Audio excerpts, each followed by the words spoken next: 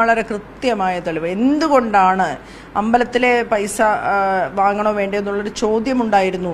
ആ ചോദ്യം അവർ വായിച്ചു. അതിൻ്റെ പേരിൽ സ്വന്തം അഭിപ്രായം രേഖപ്പെടുത്തിയതാണ്.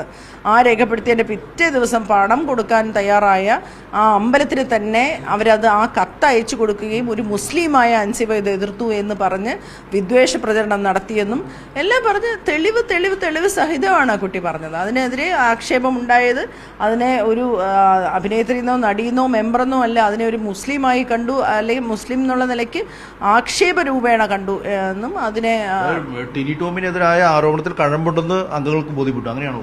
ടിനി ടോം മാത്രമല്ല, അത് ഒരു ഗ്രൂപ്പിന്റെ ആലോചന എന്നുള്ള പോലെ എല്ലാവർക്കും ബോധ്യപ്പെട്ടു. സിനിമകളിൽ എന്തോ ഒരു വിഴുപ്പലക്കലും എന്തൊരു പ്രശ്നമാണ്. ആദ്യമേ തന്നെ ഈനക്കുറുപ്പിന്റെ ഈ വിഷയം വന്നപ്പോൾ ലക്ഷ്മിപ്രതിക്കെതിരെ ഒരു നടപടി വന്നിരുന്നെങ്കിൽ ഈ പ്രശ്നങ്ങളൊന്നും ഇതിലെ പോകില്ലായിരുന്നു.